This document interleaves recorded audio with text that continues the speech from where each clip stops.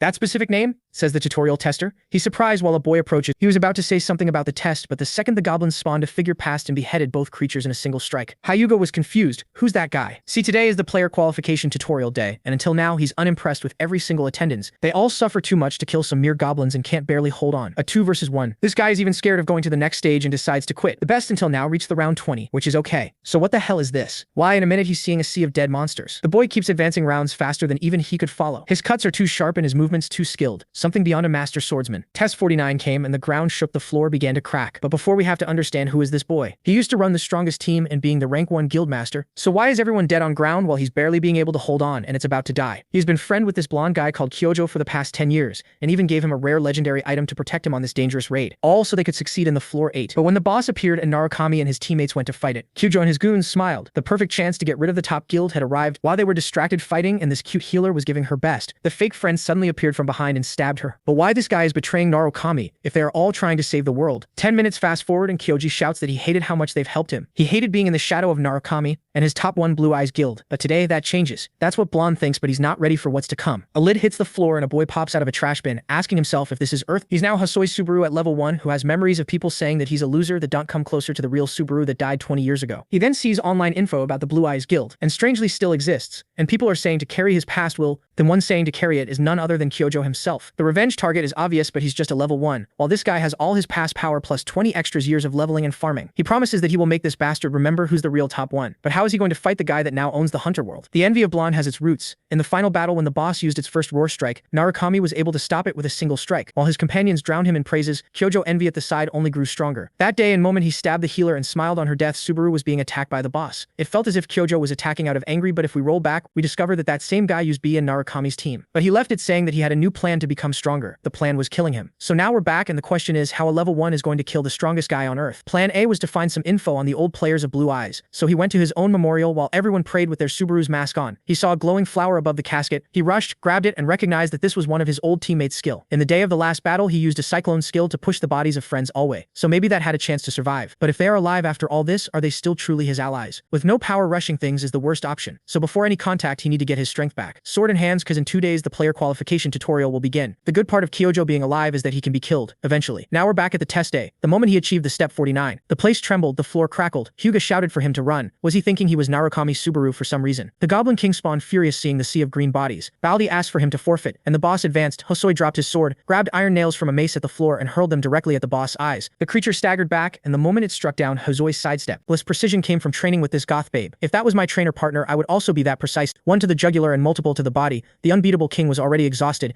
and like nothing it fell face first to the ground. Hosoi casually grabbed his sword and finished him off. He was the first one to defeat the Goblin King and clear step 50. However, Subaru was very worried about having such a monster in the tutorial. Anyway, the boy began to level up like crazy and also gained access to the tutorial shop. He had 2,500 credit points, but it was his first time seeing the shop. He had several things he could buy with the current money, and some things were really good. For example, the Nameless Demon Sword that cost 1,000 points. Subaru felt like buying it, but its special ability drained his life. Another sword was the Sacred Sword Miranda, which cost 1,400 points. Since this one relieved fatigue, it was a better choice than just focusing on destructive power. However, Subaru knew that neither choice would be good if he didn't think more. Anyway, he was surprised because he was deciding between 2, but saw that there were more things. He could also buy the Appearance Bet, which cost 1,400, but removed the bad effects of items and abilities. Seeing this, he didn't think twice about buying it, and along with the bet, he bought the Demon Sword, since he wouldn't lose life anymore. Subaru was quite satisfied with the choice he made. The bald man understood the logic of the purchase, but commented that he still didn't understand one thing. He asked why Subaru bought the bet,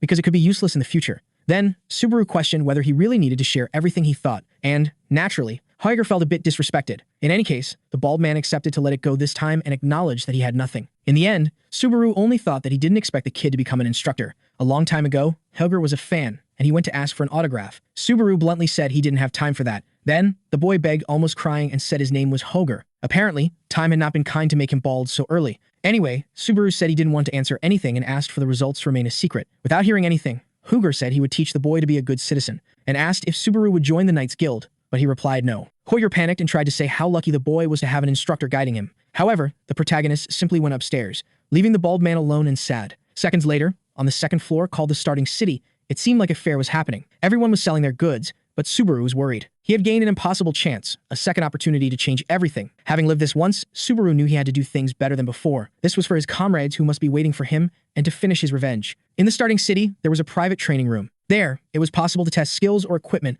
and it was free to visit at any time. The receptionist pointed to training room number 1, but the protagonist asked to go to the 5th. The old man tried not to let the novice waste money, but Subaru insisted. Thus, he shouted nervously that whatever happened was his responsibility and paid 50 credits. In this place, the higher the number, the greater the difficulty. So, it was natural to offer an easier place for beginners. However, the protagonist wasn't really a beginner. He was well prepared for the 5th floor. After entering, Subaru grabbed the new sword, and it recognized the boy as its owner. All stats were temporarily increased, and the problem of draining life and stamina appeared. However, the greed skill kicked in, temporarily restoring a portion. Apparently, its level 1 wasn't enough to nullify everything. Then, the nameless demon sword began to absorb more and give back other stats. And at one point, the protagonist reached his limit. Without thinking twice, he used 10,000 credits to level up the skill to level 2. Now that it was a rank E skill, it could better withstand the sword's downside, although it still consumed life force. Once again, the protagonist's stats increased. Then, he ran to do the first test, throwing himself into the traps of the room. After a few minutes, the receptionist was already asleep when Subaru passed by the front desk.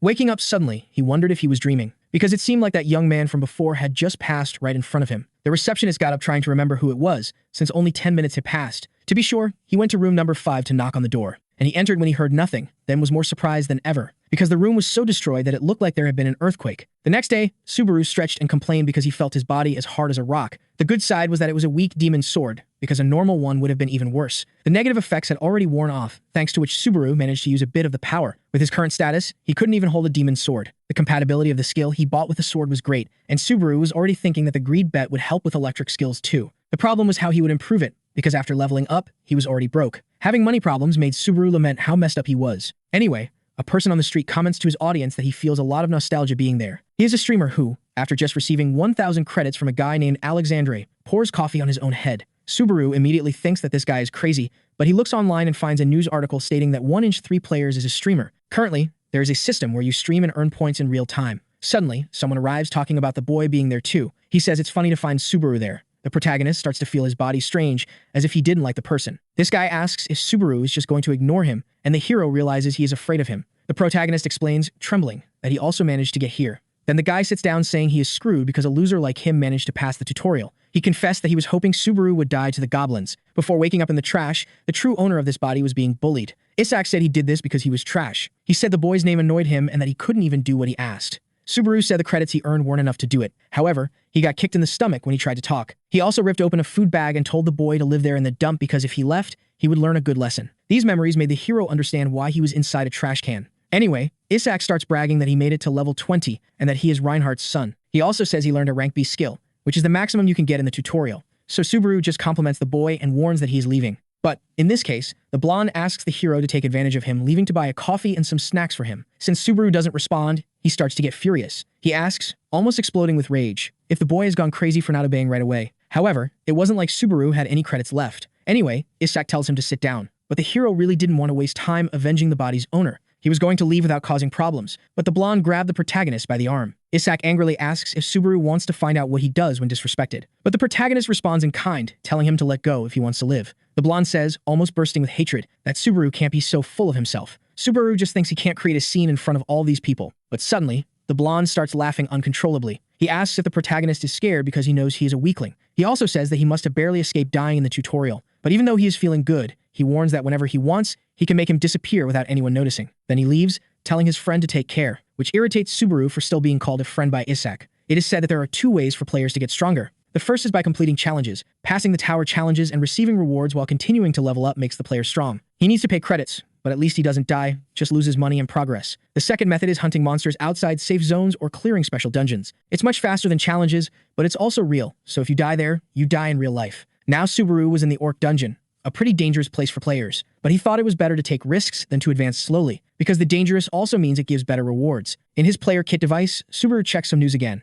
A certain Narugami Subaru had 80,000 people live to raid the 4th floor. From the comments, this was already the 8th time he was trying, but seeing someone with such a similar name and wearing his mask irritates Subaru. Out of nowhere, someone sends him 20,000 credits, so the boy thanks them. Apparently, it was possible to send missions to streamers too. 3 other viewers send more missions that are, for example, prove you can do it. Unlike the fraud, the protagonist starts trembling with envy, because, while he was there taking risks, the copy was making money easily. Subaru really gets irritated and continues watching the stream for a few seconds, but he quickly stands up to continue doing what he has to do. He pulls out the sword he carefully stored inside an orc and prepares himself as a whole gang of them starts to arrive. Among them was also the orc general, who was the strongest and the boss. Even without the poison spikes from last time, Subaru claims to have something better. The demon sword absorbs the protagonist's health and boosts his stats. Then he jumps over the smaller ones, saying he doesn't have time for them, and speeds like lightning towards the boss. In 1 second, the protagonist reaches his head, and in the next second, he cuts the monster very well. Thus, he completes the dungeon and, not being foolish, later grabs an ancient mask. Acting like the others would be a good way to make money.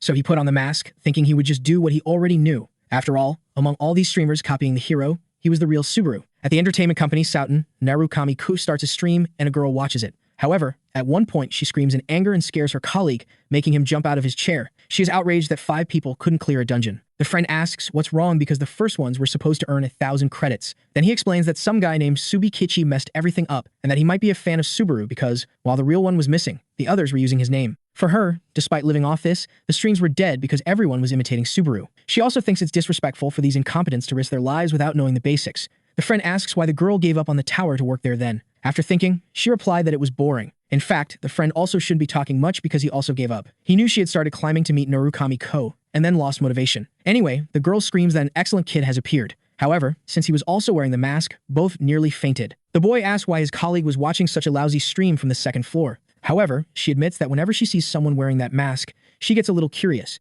And she also charges the guy 1,000 credits for losing a bet. At the entrance of the 2nd floor, the protagonist thinks the place is nothing special. However, knowing there was a viewer made him feel a bit pressured. The girl on the account Luv Money asked if it was his first attempt, so Subaru replied that it was. Luv Money said it would be better if he didn't stream and focused on the first time, but there was already a bat monster there. But even with it coming at him full force, Subaru grabbed its head and slammed it to the ground like a sack of flour. Then the protagonist asked if Love was still worried. The goal of the floor is to clear the dungeon and escape alive. Another person enters the stream, but the girl keeps insisting that the protagonist shouldn't be greedy. So he thanks her but warns that there won't be any problems, because he also prefers to get stronger without relying on others. Obviously, everyone thinks he's crazy, and at least his name helps attract an audience. In the first match, a land creature goes straight for the hero's leg. However, he draws his sword and defeats the monster, saying that for now, he will rush quite a bit. He defeats the mud merman and earns 2 achievement points. After that merman, several of those giant bats appear flying, but the protagonist cuts them all down with a few swings of his sword. None of the viewers managed to see what just happened. Defeating those bats also gave 2 points, and the merman 4 points. That's why the hero said that if you pay attention to the sound,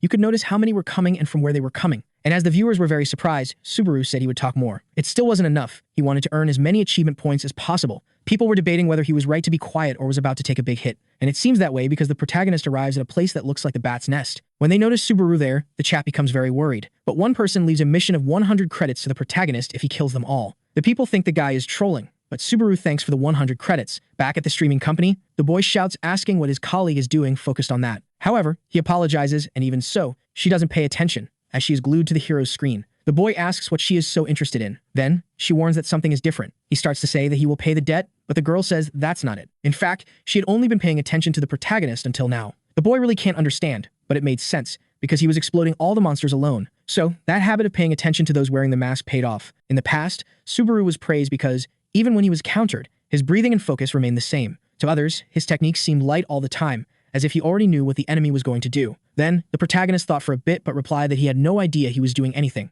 and it had to be explained that normal people couldn't imitate him. Shigure also found it strange at first, and then Subaru realized that the key was making eye contact to make decisions. The one-eyed bats always attack by lunging their heads forward. Therefore, the more they have, the more openings they show, and Subaru takes advantage of this, using one to cut them all at once. For the viewers, the explanations were like, if you move your foot, you can walk. In the end, Luv Money reminds the boy not to forget to collect the credits, but he fiddles a lot with the player kit and stays silent for a good while, until he finally admits that he doesn't know how to accept. The viewers can't believe he's so clueless, but Luv helps the protagonist. So, the boy doesn't waste time and heads straight for the next objective. At the Souten company, the girl screams with happiness. She says this is very bad, but her face showed she was loving it. As the boy complains, she asks if he has ever seen anything like this before. He comments that the 2nd floor isn't exactly easy, but the girl disagrees that this makes the hero any less amazing. She becomes so dazzled that she starts to believe it's destiny. And she also accidentally guesses that the boy is the reincarnation of Narukami Subaru, like in Manhwas. When the subject is Subaru, the girl gets dizzy just talking about him. But the friend named Saigen cuts her off before she starts thinking about going after the protagonist.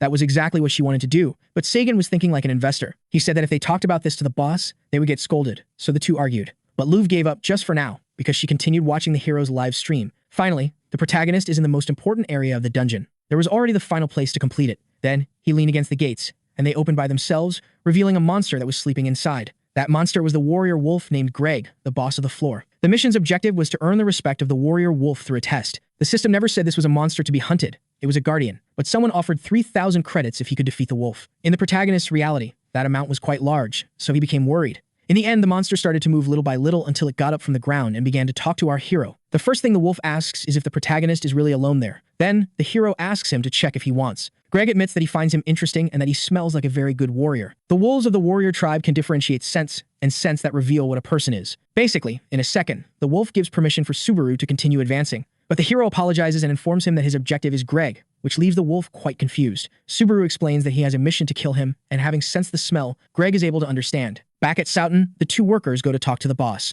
Then the man named John Tail types on the computer and asks about the size of the protagonist's audience. Sage and shyly says it's about 20 people, but Love interrupts and proudly comments that it has already surpassed 30. The boss asks if the two are joking with him. The girl's real name is Hatsuka, and she gets scolded for not bringing someone with potential. The boss believes it would be better for her to become a streamer because she's quite skilled. But the girl simply ignores it and informs that Subaru already has 40 people live. Back in the dungeon, the wolf prepares to defend itself, and the protagonist tries not to think and just act. He pulls out his demon sword and focuses to stay calm, even though it's his first time. The monster leaps to attack the hero with great speed, and he defends himself at the last second. Greg pulls out his sharp claws and tries to slash the boy. He starts to be pushed back, then realizes that the enemy is quite strong. As he was already thinking, defeating him with brute force was impossible, but he had another idea for this and began to focus on dodging for now. Greg praises the protagonist, even though he says he has no chance against him. But the hero strikes the monster's claws at the right moment to make a perfect defense. Unfortunately, he ends up with his back against a wall, so the monster says he had a bit of fun in this fight and tells the boy to say goodbye. When Greg attacked, Subaru focused everything on fleeing beneath the warrior wolf. As he noticed the wolf's attack pattern, he made the monster hit the wall and get stuck so he could attack. Subaru wasted no time and made several cuts on the wolf, until he delivered the final blow that ended the fight. In the end, Greg doesn't mind and praises Subaru's talent once again, then falls defeated to the ground. All of the protagonist's skills level up and he earns 500 achievement points. The chat goes wild, and he also receives the reward of 3,000 credits from the mission. Now, with 3,150 credits and 618 achievement points, the door to the next level opens. But when he enters, a bunch of element option messages appear in front of him. There were about 16, and the number was according to the player's talent. If the protagonist didn't choose the Thunder Path there, he would have to change his name, so he chose and was teleported to the next level. Back in Soughton, now the game turns and everyone gets as excited as the girl. Hatsuka says there are already 60 people live and that this is not normal. Then the boss agrees that it's impressive because he also defeated the wolf. Still, Subaru was a novice and it was risky to invest in him. But in this case, Hatsuka asked to make a bet with John. She said that if Subaru failed to conquer the thunder, she and her friend would go 5 years without receiving. Seigen shouts immediately that he doesn't agree with this, but John thinks he has nothing to lose. Only Subaru had managed to get the thunder so far, but Hatsuka was confident, so John agrees to hire the hero if he can, while the girl covers her friend's mouth. After choosing his element, the protagonist goes to the start of the thunder path, but when he arrives, someone pushes him away, shouting to be careful. That person barely saves the boy and herself because there was a dangerous giant there with a club. The young man shouts what the protagonist is doing and if he wants to die. Then a system message appears telling him to defeat the giant fragment. No one can understand why such a monster is appearing in this place. This was a giant that should only appear in the second half of the challenge, so the hero thought that killing Greg had changed something. The giant slams the ground with its weapon, but the protagonist manages to dodge somehow. That young man from before keeps saying they barely got away, but the protagonist focuses on finishing this quickly before they try to interfere. The giant leaves an opening when it raises its weapon, so the hero dodges, and when the monster strikes the ground, he uses its arm to jump very high, until he reaches the monster's head and goes for its neck. Then, in the neck area, he plunges the sword and ends the fight without even breaking a sweat, telling the giant to be quiet. But he didn't even need to say that because after being defeated, it would stay silent forever. When the giant is defeated, the system announces that the 4th stage has been cleared. The protagonist's level increases along with other stats, and he gains an item called Giant's Heart. That boy who tried to help the hero is confused, just like the people in the broadcast. The young man started to speak more politely after seeing that scene. He also asked who Subaru was, so he said he was the one who came to defeat the giant. Sometime later, in the city, the protagonist spends some time looking at what they are saying in the player kit. Everyone wants to see the item he won, which is probably rare. Then, as he is also curious, he tells everyone they will look together. He takes out of a subspace the Giant's Heart, which is a rare ring that increases vitality and regeneration. He also gets an armor called Thunderclap, which has thunder power. A viewer named Lovenarukama Subaru donates 5,000 credits for Subaru to get the thunder, so he thanks and several other people also put a lot of credits into this mission, which makes the protagonist even more motivated to succeed. As so many people were so eager, Subaru began to recognize only now that he could have been special in the past. Finally, suddenly, someone knocked on his room door. That boy from before entered along with a blonde knight in armor. He apologizes for the delay and informs that he brought the captain of the night village, Sir Peleus. The two greet each other and start talking about the giant attacks. The young man explains that the knights stay alert 24 hours a day, and that the citizens do too. That's why he receives Subaru so poorly. this time was tough. Because the protagonist protected lives while he was away, Pelias thanks him, but the hero says he only did what he had to do. Pelias is the face of the village. He is a brave knight who faces the giant race. Changing the subject, the knight comments that they have already found the giant chief and that they want to risk their lives to end this once and for all. Then the two bow to the protagonist, asking him to help save the village. Everyone in the chat comments that they don't want Pelias to die, but Subaru remembers that, according to the story, in the next stage, the night doesn't end well. Anyway, he asks the boy to lift his head, and saying he understands, he says he will help with everything he can. Thus, the knight thanks him, and the fifth stage begins. By late afternoon, a bunch of warriors go with the protagonist to the giant chief's location. Then he looks at the player kit. It was full of comments, and the views were increasing. But finally, the knight ordered the group to stop advancing because they could already see the body of a giant lying ahead, and that was the body of the chief of the giants they were after. Pelias agrees to go ahead to draw attention while the hero stays behind. However, the protagonist stops him before he can go do something foolish. Suddenly, the ground starts shaking, making everyone there hold on to avoid falling. Then the hero warns that that thing is already awake. When the monster looks at the group, a bunch of giants emerge from the ground and start chasing them. It's hard to understand why there suddenly is an army there. Pelias feels there's no way to fight back. Then the worst scenario begins as warriors are captured and devoured by those abominations. All of this in front of the others who will be next, with a psychopathic smile on their faces. Pelias shouts immediately for everyone to retreat to the base of the mountain. When the disaster starts, some knights are in shock, and others try to keep their composure. One of them loses his senses because he sees his brother being killed. Then Pelias shouts for everyone to run, saying it's an order. He tells the guys to think of their families and the village because if they die there, it will be the end. In the end, only Pelias and Falcon remain on the front line, but the protagonist also stands firm without moving a foot back. The blonde shouts that he needs to run too and lead the knights another day, but the protagonist says that he is the one who should be saying that. He asks why the blonde isn't running and explains that he won't be able to fight at full strength while the knight is there. Pelias tries to say that he can't run and leave a foreigner to handle it alone, but the protagonist insists, so the blonde goes out to try to gather some reinforcements, and since he owes his life to him, he hopes Subaru comes back safely. The giants all stand up, focusing on the protagonist, but he doesn't let himself be attacked first and starts running. He shouts that he will be the opponent of the monsters and quickly cuts the leg of one of them. Then he cuts another giant that was also nearby to reach him. The monsters begin to look more at Subaru because in the blink of an eye, he had already defeated two. Even if that was just a test, the hero didn't want to be the one left behind. While the fight happens, the blonde runs nonstop, but at one point, he feels angry with himself for having accepted to flee. The protagonist's chat doesn't believe he will actually fight. In theory,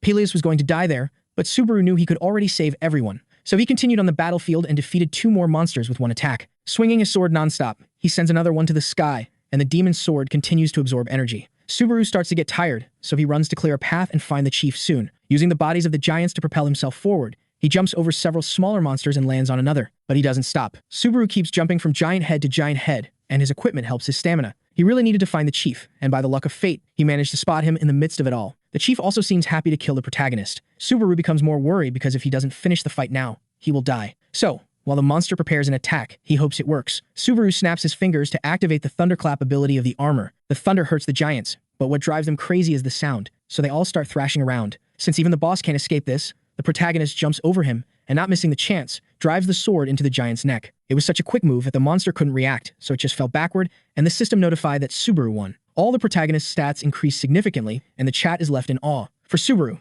if this were a normal manga, the protagonist would strike a cool pose, but the weather was turning bad, and the greed bet could no longer restore stamina. Even after clearing this stage, the monsters do not disappear until the end of the exam. Continuing now was a situation the protagonist was not prepared for, as he had almost fallen there. However, since stage 5 was completed, the sky closed, and a giant black thunder fell on Subaru from the clouds. At the same time, everything is happening. In a cabin in the middle of the forest, Rina spends some time sitting watching the player Kit. Shigeru arrives and asks what she is doing. Then she says she is enjoying the breeze. Shigeru agrees that Rina should enjoy it because soon the end will come for them. When she tries to talk seriously, her friend ignores her. Then the girl becomes curious to see what the other is watching that is so interesting. Rina shows that she is watching the live stream of a guy named Narukami Subaru. But just by Shigeru suggesting he might be the leader, Rina gets irritated. She says he is just an annoying streamer who is on the second floor. And she remembers what her friend said. If Subaru had survived, Kazuki would be screwed by now. Rina knows the leader is dead and wants her friend to accept it too, but she disagrees. Rina shouts asking how long she thinks the hero will hide. But Shigeru responds by asking the same thing, if they are just going to keep watching too. Rina says she is just killing time watching that live, but is surprised when she looks again.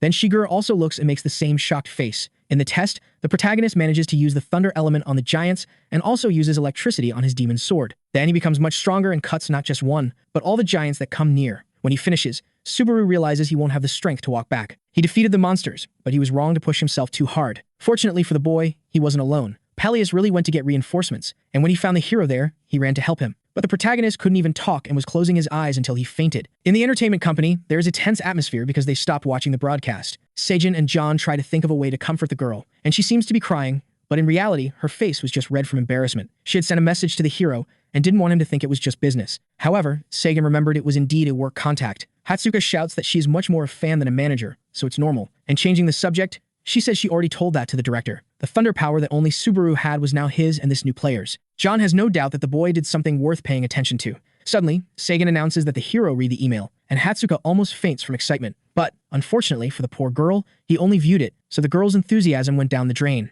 On the same day, a streamer specialized in analyzing player combat prepares to work. Hokwai has gained a significant position with his opinions and tutorials on how to defeat enemies. He watches various videos of players with great attention, including Kurokawa Amon, who recently entered the blue zone, and also Kazuki, who is now the face of the players, will have his skills analyzed. Hokwai acknowledges that Subaru is a legend, and there is no one better to think of. So he thanks all the viewers for being present and announces that today's topic is about Subaru. Hokwai goes to see what is happening in the live topics and ends up on the protagonist's stream. Even he becomes worried about the hero's ability, who is using his new powers very well. Hokwai explains that the hero is controlling the flow and putting the necessary force into the sword without wasting energy. The streamer can't see anything to criticize and realizes that people don't understand this. He then comments that he will become someone important and that they should be paying attention. In the end, Hokwai almost forgets to use the unique ability, but with Hawkeye's, he says that the boy's control must now be better than Subaru's at his peak. The next day, the protagonist wakes up startled. The system warns that stage 6 is still paused and asks if he wants to interrupt the challenge. Even though his fatigue is normal, the hero still feels quite tired. In any case, in the player kit, Subaru notices that his audience has increased while he was sleeping, so he apologizes because he will take some time to rest and ends the broadcast. The protagonist teleports to the waiting room of the challenge and sees a gate ahead. Then another message from Hatsuka arrives, asking him to pay more attention to the proposal. Subaru thinks right away that it's spam, but his face changes when he sees that it was sent by the entertainment company Suiten. Later, back in the city, Subaru looks at the player kit. He learns about the company that invests in players, which is quite large since it works with entertainment. The affiliated streamer from Souten, Hokwai, praised our hero so much that it was going viral. Subaru notices that the comment section is a war zone, but he is also happy about the compliment and thanks Hokwai for his good taste. Outside where the protagonist is, Isaac starts to approach. When he hears the news from Hawkeyes about the hero having potential, he gets very angry because the boy is only on the second floor. Isaac has to control himself a lot to avoid losing it, but when he enters a tavern, he becomes much happier because he finds the protagonist inside. Isaac tries to talk, but Subaru ignores him, so he goes to the table and throws the hero's hot coffee cup on him. After getting attention, the boy apologizes and pretends he is just now seeing the guy. Isaac comments that the second floor is quite a small place, but the hero still doesn't pay attention. Therefore, the blonde asks again for the coffee and the sweets he requested the first time, but he gets furious because Subaru was about to leave. He shouts that he warned last time what would happen if he kept doing this. Then he grabs the protagonist and tells the hero to apologize if he doesn't want to die. But the hero pushes Isaac's hand away and says he doesn't have time for this nonsense anymore. He squeezed so hard that the blonde's hand almost broke. Thus, Subaru leaves, saying it's his payback for the coffee the other spilled. Isaac tries to stop him, but Subaru doesn't look back and slams the door in ignorance. The blonde confessed that he wanted to climb the tower peacefully, but after being treated like trash like that, he changed his mind because he thought he was being too soft. Outside the cabin, the protagonist looks at the kit and sends a message to someone who will receive it at that wooden house in the forest, because he had sent the message to Rina asking to meet. In a dark cave on the second floor, several monsters have been defeated by the protagonist. He prepares to enter the boss room, which is where the Lizard King is hiding. The protagonist's greed bet is already at level 3, so he is getting used to it. Suddenly, a spark of fire turns into a giant lizard called Salamander, which is the boss, and he runs like crazy. To avoid an accident like last time, Subaru wanted to test the lightning to see how far he could go. First, he puts the thunder power in his feet and jumps high to cut Salamander. Subaru acts like his old body, but the monster unleashes a fire blast to kill the boy before he ascends. Then he puts the thunder power into the demonic sword and cuts the fire, but fatigue rises. Finally, on top of the monster,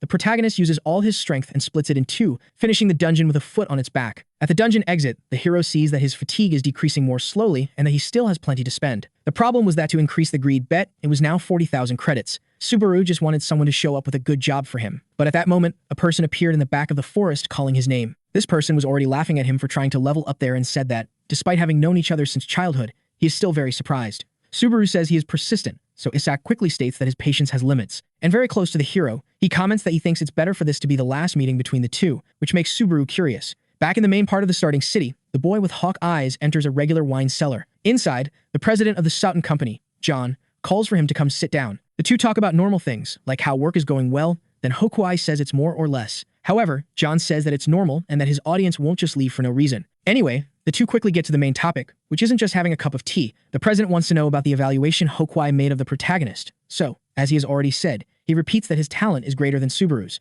John doesn't question his friend's intuition and reveals that he intends to hire him as well. For this reason, the hawk-eyed one says that the president has a good eye for business. After hearing his colleague's evaluation, John is sure he should hire Subaru. Then he asks the streamer to collaborate with the protagonist to increase views. Back to the protagonist's fight. Now only the two of them were there, and the hero agreed without fear. Isak starts saying that bad things happen when you enter a dungeon alone. He also mentions that the boy got this far by luck, mocking him for wanting to be Subaru. In fact, the blonde wanted the name of the blue-eyed leader to disappear because everything about him irritated the boy. Subaru feels a bit exhausted, living in a time when everyone has some feelings for him. So he asks why the villain is so obsessed with bothering him. Isak immediately says it's because of the name, but Subaru replies that everyone seems to like his name. To explain, the blonde reminds him that the protagonist knows who his father is, but the hero still doesn't understand. Then Isak says again that he is Reinhardt's son, which makes Subaru remember the saint of the one-hit sword. In the past, the protagonist won a fight and caused a huge uproar. Subaru, from the Blue-Eyed Guild, had suddenly appeared and defeated the ranker Reinhardt from Runeterra. All of this with just one attack and in less than a second. Then Reinhardt wanted to keep fighting, but after trying to get up, he fell flat on his face. In the present, Isak again shouts for the protagonist not to say his father's name. Subaru still tries to understand if the hatred is because of his name or because of his father, and he also tries to explain that Hosoi Subaru suffered a lot for having that name. However, the blonde gets tired of listening to this nonsensical conversation and creates a ring of fire around the two. Then, with his hands full of flame magic, wanting to end this quickly, he tells Subaru to shut up and just die already. Isak says he hates Subaru and also hates how everyone treats him like a god. Although, from what he knows, it's because of him that his guild was exterminated on the 8th floor. Isak says that's what they deserve and hopes they are burning in some hell right now. The blonde throws a fireball saying that the hero's luck ran out when he was born with that name, and it explodes on top of him. Isak huffs in exhaustion, complaining that he didn't control his strength very well, but he's happy just thinking about going after the masked streamer next time. Then, when he hears the word masked, the protagonist emerges from the explosion wearing the mask and asking if they are talking about him. Isak screams that it's impossible for the boy to be fine after taking that fireball to the face, but the protagonist says he doesn't like it when people shout, and even less to hear an idiot like the blonde. Then he punches the boy right in the stomach, making him fall to the ground on his knees.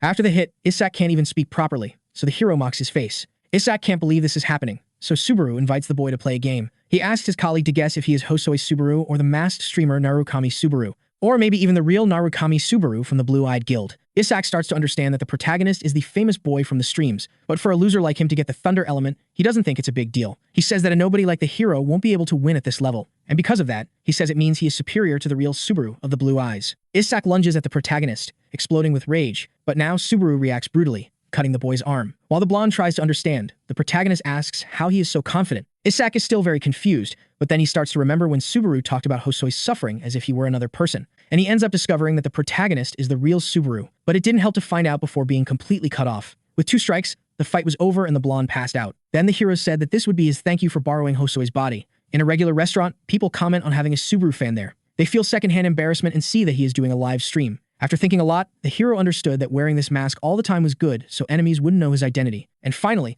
the person he was waiting for appeared. Hatsuka says it's a pleasure to meet him and mentions that she was the one who sent the message. Then she introduces herself but can't help but show that she is embarrassed. The two shake hands with great respect, and the girl sees that the boy looks a lot like the real Subaru, as if he had come back to life and was hiding his face with a mask. Subaru asks if something is wrong and the girl almost explodes with embarrassment, especially since she remembers that the boss said she had to make a good impression and was already messing up. She starts scratching her head out of stress. Then the protagonist strikes up a conversation asking if she's a fan of Subaru. As Hatsuka says yes, the hero tries to downplay himself, but she also mentions that she's a fan of him. Hatsuka proudly says that, in fact, she had been watching his live since there was no one else, and that she was also very worried when he entered the Giant's trial. In any case, the protagonist thanks her for her support. Hatsuka starts to say that it was destiny, and that's why she sent a message through the company's profile. Anyway, the girl controls herself to be more professional and talks more about the contract. From commercials to events, she says the company will do everything possible for the hero's brand, and what he has to do in return is just keep streaming. Subaru asks if every streamer has such a good life, but the girl explains that he is special. Anyway, he interrupts Hatsuka, talking about the conditions to ask if all the managers are also like her. Then the girl tries to say that they are better because she doesn't know if he is liking it or hating it. While the girl thought she was in trouble, Subaru was just seeing that her level was high.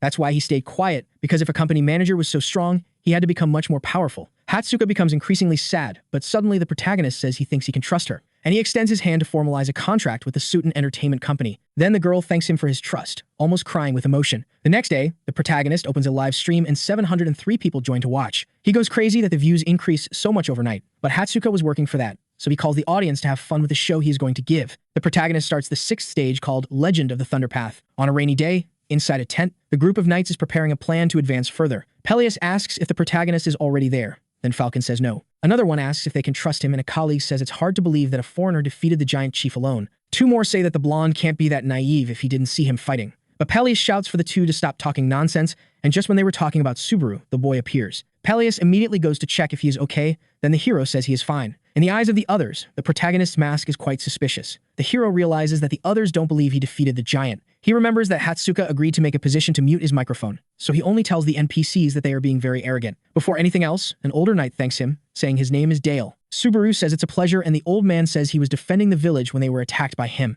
The hero immediately asks if there is anyone more powerful than the chief. The old man says that the true giants who once fought against the gods were sealed somewhere and disappeared. So, those that exist now are remnants of what were the best. However, Dale almost goes crazy talking about the giant that appeared after the hero killed the chief. A very heavy atmosphere fills the room, but the protagonist thinks it's simple to fight against him. Dale doesn't have the courage to ask for help and says that the hero is confident because he hasn't seen him yet. Peleus even shouts at Subaru, saying there is a legend that at the top of the Millennium Mountain, there's a hidden thunder fragment. And the legend also says that the one who must find the fragment is the benefactor of the village. A few days later, another village catches fire, and people run from several giants in despair. The leader of the giants there speaks as if he has seen his son and picks up a knight from the ground. Then, with him in the palm of his hand, he simply crushes him into a pulp and says he will avenge his son with human blood. Subaru is already very close to the chaos and sees the monster in the city after descending the mountain. The chat gets a bit scared because the giant looks like a crazy psychopath. Going back in time, the blonde said it would take 3 days for the giants to arrive and told Subaru to flee if he couldn't find the fragment. So, the hero went to the Millennium Mountain to try to find the power of thunder.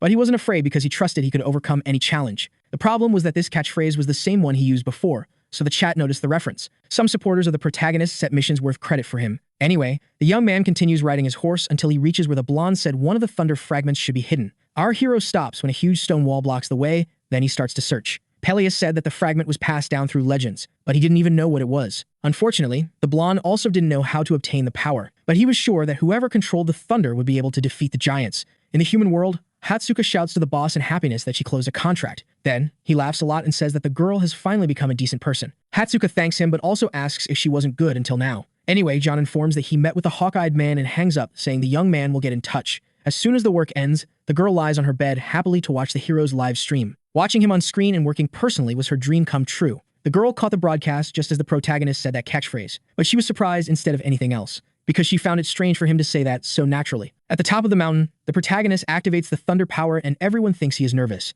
The hero made a hole in the stone wall, but he didn't stop. He continues and punches harder, creating an explosion of lightning. Then, he feels happy because he can finally find something important. Everyone in the chat asks what is happening with the hero. Only he was feeling that a thunder power was calling the thunder within his body, and this power was behind the door he just discovered on the mountain. As he moves forward, the chat discusses that the protagonist doesn't have a key to open it. However, he extends his hand, and as soon as he touches the stone, some lightning appears. Then, once again, the protagonist gathers electric power in his hand and clenches his fists to attack. He already knew the secret to open the door, so instead of looking for a key, he simply tried to break it down. When the protagonist's electric power touches the door, it reacts, trembling all over. And like a magic trick, it opens by itself for our hero to enter. Then, he takes a deep breath and walks to face the final challenge. And when he passes through the gates, they lock the boy in until he finishes. In that tent where the protagonist was, everyone continues discussing some strategies. The old man asks if the blonde really thinks the hero will obtain the power of thunder. Then, he says yes without even thinking. Dale says that the leader puts a lot of trust in him, but for Peleus, there was no reason to doubt. Suddenly, a person appears, shouting that everyone will die even if Subaru succeeds. He trembles in fear on his knees and says that the colleagues there don't know the power of the giant they will face. Peleus goes to the boy asking if they should give up then.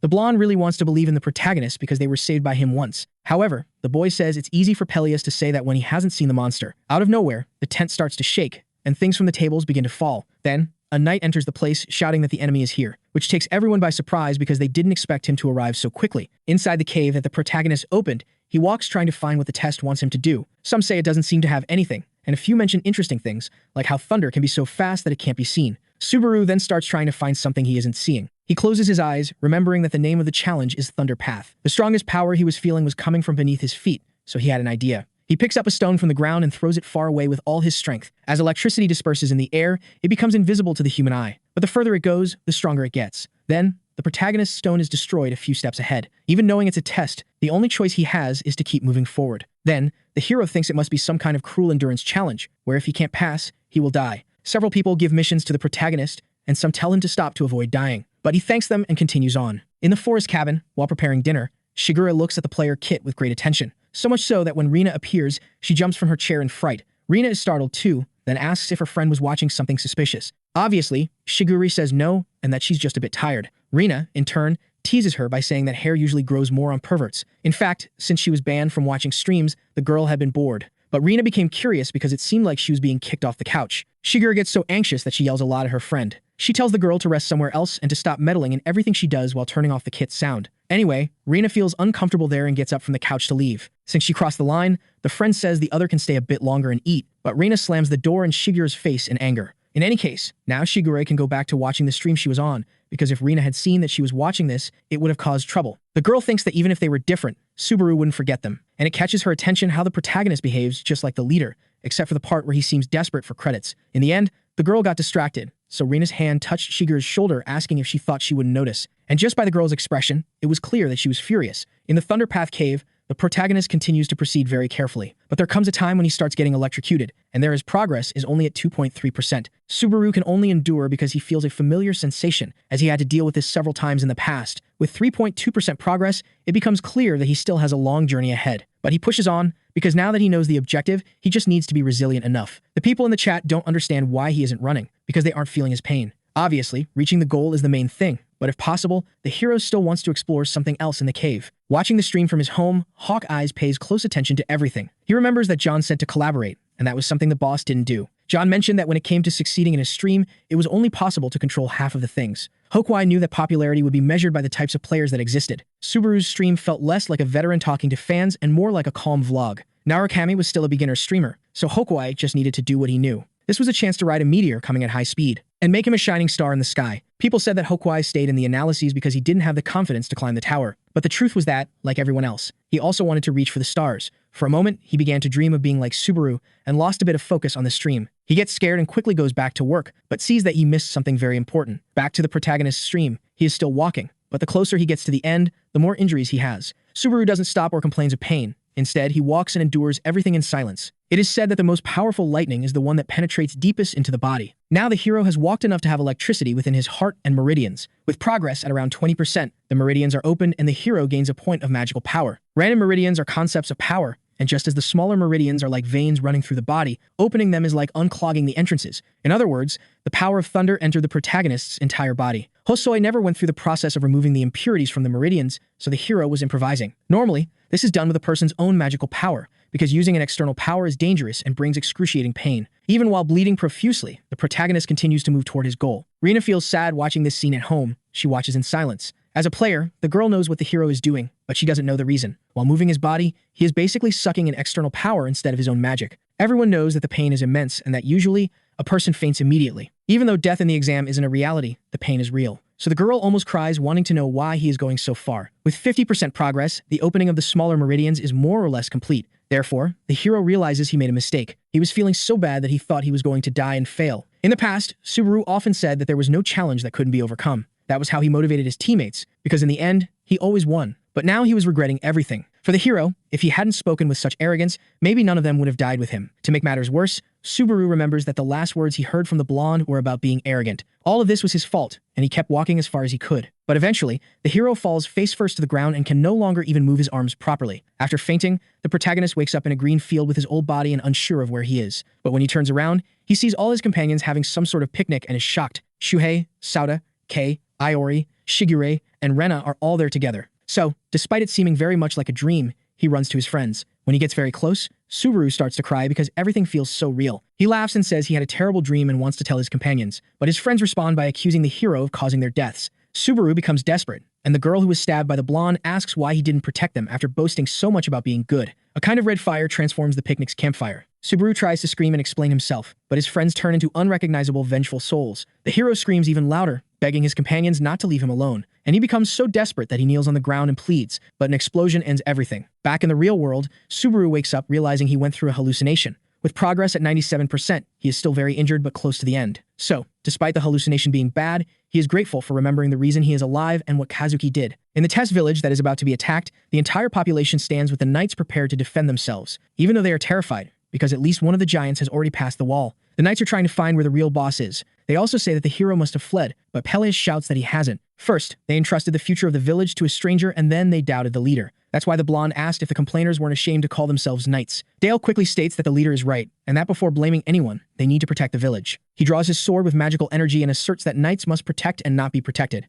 Then, taking the front line, Dale and Peleus rush to face the monsters, willing to die with honor. At that moment, the protagonist finally reaches 99% progress. He manages to see a kind of core of electrical energy and guesses that it is the objective of the test. The problem is that his fatigue is also almost at 100%, but being so close doesn't let him give up. Back in the battle at the village, Dale runs at full speed, and using his sword, he cuts the leg of a giant. The monster screams in pain when hit and tries to grab the old man, but fails. Then the blonde comes from behind, asking his colleague to leave the rest to him and climbs up the giant's body. Thus, when he reaches the height of the neck, he jumps over and cuts the giant from all directions. The giant is exterminated in a second and falls backward, defeated, unable to do anything. Seeing this makes the knights start to have a little hope. They go to the monster's body to vent their anger and fear. Then Peleus says that now that they have killed the most powerful giant, they can rest. But Dale, unfortunately, warns that this was not the boss they were talking about. While they still don't know, the other knights are surprised by the ease of the challenge. One of them thought things would get easier now, but suddenly he was crushed. Peleus and Dale can see from afar only the shadow, but the blonde already understands that this enemy is on another level. Returning to the protagonist, the progress reaches 99.99%, and he manages to hold that core of electric energy. That's why Subaru shouts that this will be the first step of his revenge. An explosion of electric energy occurs, but it passes,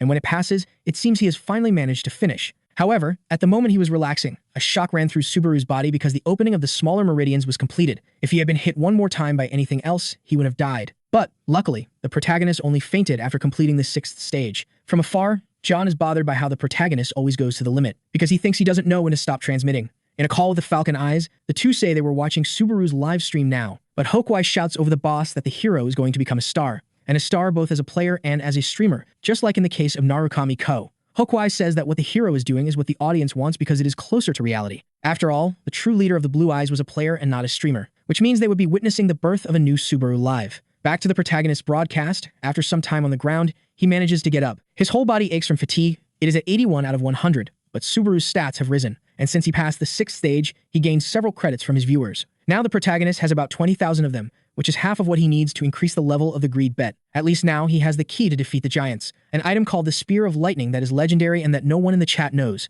Even though it is for one-time use, this is something that can only be found around the 8th floor. Therefore, the protagonist keeps it for now, saying that items of this level can change depending on the conditions, and finally starts to head outside the cave to defeat those things. Returning to the attack on the village, the knights encounter a monster the size of a building. This is the true giant that should be defeated, and already very close to the walls. The monster king Grog screams very loudly. At that moment, a knight runs away and Peleus questions what he is doing. Then the boy cries, saying he warned them that they didn't know the size of the problem. At that moment, he goes to the feet of the monster kneeling, and pleads for the giant to have mercy on his life. But, unfortunately for the boy, the giant feels offended by having a worm asking for something. Dale goes to help his companion get up and leave. He tells the two to run. However, he stayed there too long, and when the blonde shouted trying to warn, Grog stepped on both of them, killing them instantly. Peleus' motivation begins to fade, because he sees no way to win or escape. In fact, everyone there is trapped like birds in a cage. Peleus is scared at first, but then becomes even angrier. He screams desperately that he knows who killed the giant's son, and this manages to catch Grog's attention. As the giant asks where the murderer is, the blonde trembles but points his sword to a place saying that is where Subaru went. Obviously, the boy sends the monster to the wrong region, but he was no fool and figured out that the knight was lying. Therefore, Grog asks if the human who killed his son is not there or if Peleus tried to deceive him. He was going to kill the knight for that, but a lightning bolt struck the mountain, catching the attention of the giant and the knight. In fact, it caught everyone's attention because it was something enormous, so much so that Peleus thought it was the protagonist at that moment. From the top of the mountain, our hero initiates stage 7 called Lightning, which is the last of the test, because if anything stronger than this appeared, it wouldn't be possible to defeat it on the 2nd floor. Finally, the hero isn't afraid and says that there's no need to think too much because he will defeat the monster with one attack. For now, Grog is stronger than the hero, so he needs to attack first. At that moment, the protagonist activates the lightning spear, and the power is so great that it changes the clouds in the sky. The spear creates a red stormy sky with black thunder, just with 10% of the total activation. The protagonist's fatigue rises, but the item materializes in his hand. At 33%, it starts to form the image of a black lightning spear. But, unfortunately, the gamble of greed can't eliminate the negative effects. Subaru understands that he still doesn't have the strength for a legendary item, and the fatigue reaches 88 with 50% activation. After a while, the protagonist realizes that the monster has noticed him on the mountain, but it was obvious that he would attract attention after making so much noise. Grog no longer pays attention to the blonde, because seeing those lightning bolts made him sure that the killer of his son was that man. Peleus shouts, trying to get the monster's attention, but it doesn't work, although he had something else to worry about now, because the village was full of smaller giants. Grog focuses on that light on the mountain and thinks that his son must have suffered a lot, so he runs like a madman, shouting that he will make sure the hero feels at least a piece of that. The monster knocks down trees and everything in its path, and the protagonist is already 88% ready. He knows it will be a shot of everything or nothing, and that he might miss. But because of that, he doesn't take his eyes off the target. In the past, a teammate gave this tip, telling the hero not to get distracted when he wanted to throw a spear. The tip was to throw in a straight line and discard all unnecessary thoughts. The boy also said that what mattered was the shape of the spear, especially since the hero was different from the other spear throwers. After all, he was the leader of the Blue Eyes. With 95.2% of the skill prepared, Subaru is still worried, but he remembers the advice for when he wasn't going to throw a normal spear. In that case, the boy said that instead of throwing, he should detonate it. When the monster gets very close, the chat gets desperate, urging the protagonist to throw it already. But his strategy is to wait until the last moment, so the monster continues climbing, and at one point, it leaps towards the hero. It lands right on top of Subaru, so the hero focuses hard on the monster, and when the preparation reaches 100%, he is ready to attack. He only has one chance, so all he thinks is that he needs to hit regardless of what happens. The hero's arm burns with the lightning, but he throws it when the giant is just a few meters away from touching him. Thus, he manages to prevent Grog from dodging, hitting his forehead and making the monster fall instantly. When the lightning struck the giant, he exploded, and while being incinerated, Grog shouted his son's name until he disappeared. In the end, everyone in the chat can't believe that Subaru won. Stage 7 is completed, and all the protagonist's stats increase. Thus, he also receives a reward called Heart of Thunder. Subaru is confused, but that item activates on its own and makes a strong light appear. Suddenly, the protagonist opens his eyes in a place he doesn't recognize, and in front of him appears a shadow of a giant. He tries to scream, but his voice doesn't come out at all. Moreover, the protagonist's body doesn't move either. Besides that giant, several other nameless shadows appear around Subaru, staring at him. It seems they are trying to show something to the hero, but his hand starts to shine, and a beam of light sends that place away. Then, back on the mountain, the system announces that the main mission has begun. It informs that the hero can look for clues in the village using the Heart of Thunder. Subaru still doesn't understand if this was real or part of the challenge. Anyway, he apologizes for having ignored the chat for a while, and he quickly moves on to the important part, which is accepting the credits he earned. Thus, he manages to gather a little over 40,000. Then, at that moment, the hero pretends to be tired and turns off the stream. In a bar in the starting city, the protagonist asks if it's normal to end the live like that, but Hatsuka says yes. As she didn't mention it, she informs him that his stream surpassed 3,000 viewers. Subaru is shocked that he was so focused on the exam that he didn't notice. In any case, the girl says that for a beginner's exam, this is incredible, and the hero understands that cutting off at an important moment leaves the audience curious to see more. Subaru surprises the girl by saying he wants to see the rewards with the subscribers in the next live to be authentic. Then Hatsuka starts to think he has got the hang of it, and that's why she warns him that she has a gift for him. But a gift she thinks the protagonist cannot refuse because it is quite special. The girl tells the hero to look for the streamer called Hawkeyes, so he agrees. As soon as he enters the guy's stream, he's just starting. And the title is a speculation about whether the protagonist is the second Subaru or maybe the original. While he was taking the exam, this person also gave a challenge to the hero. After taking a while, Hokwai quickly says he will need to explain a lot. What he says is that the protagonist is Subaru with another name, and that he is sure of it. The hero is curious to know if the manager is thinking the same. Anyway, the girl asks to make a question that might be rude. She knows it is the manager's duty to say this and knows it is wrong, but still doesn't change her mind.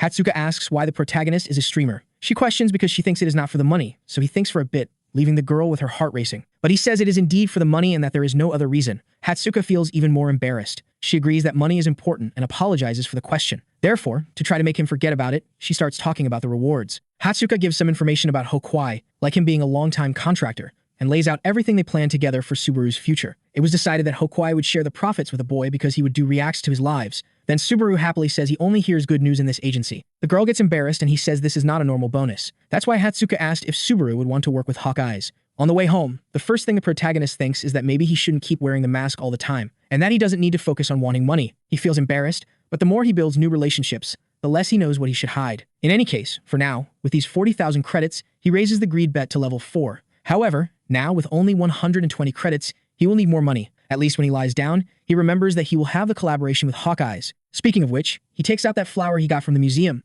thinking that his companion must already know. In the manager's room at the company, she hides her face in the pillow even when alone because, for some reason, she got excited by what Subaru said. Her mind invented the reason for him wanting money, that the boy must have someone sick or something like that. Therefore, despite being curious, she shouted that she wouldn't ask anymore. In fact, the moment Subaru said that only good things had happened was also striking. So she replied that she also liked him, venting her feelings with a punch on the bed. And she ended up with the impression that Subaru was a wonderful and noble person. Sometime later, on the 7th floor of the tower, inside a castle, a person trains his body. Meanwhile, he watches the stream of Hawkeyes, who said that the hero was like the Subaru of the past. However, this guy doesn't like that, especially since he doesn't even know who the streamer is from the comments. A subordinate informs that it is a rookie who already has an average of 8,000 views, so the Blue Zone guy remembers that he did that in the past too.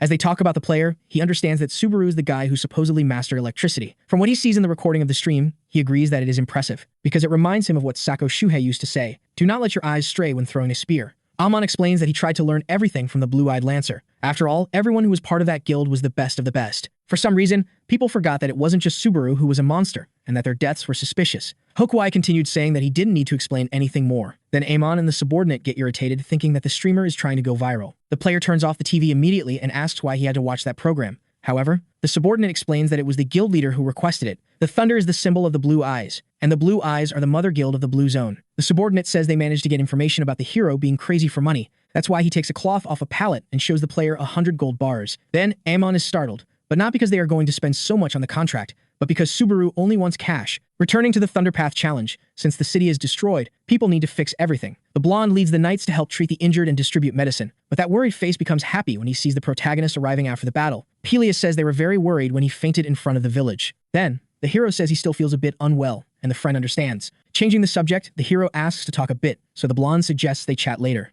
This makes Subaru think it's really nice, and the chat wants the two to get married. Back in his room, the protagonist starts looking at the rewards. First, there was that heart of electricity that increased resistance to thunder and the power of electric attacks, but no one in the chat knows if the protagonist is happy or sad about it. Subaru was left speechless because the item was perfect for an electricity user. It was really amazing. Finally, the blonde knocks on his door, so he tells him to come in. What's different is that the knight enters with a basket of fruit in hand and asking if the protagonist rested well, as if he were his girlfriend. Anyway, the two don't touch the fruit and go to talk. Subaru asks if the legends were true, then the blonde says apparently yes and thanks him. That's why the hero mentions he found something on the giant's body, an item called the Heart of Thunder, which greatly frightens the blonde. Subaru obviously asks if the friend knows anything, but he says no, which, after that scare, doesn't fool anyone. Peleus tries to say that all his knowledge comes from legends that are usually lies, but he says he at least remembers two legends well. The first was that the Bearer of Thunder would appear and defeat the giant, just as the protagonist did by defeating their leader. And the second was from long ago, when gods and giants fought over thunder. This was more like a legend within legends, and it spoke about the war that happened where the giants were defeated. So,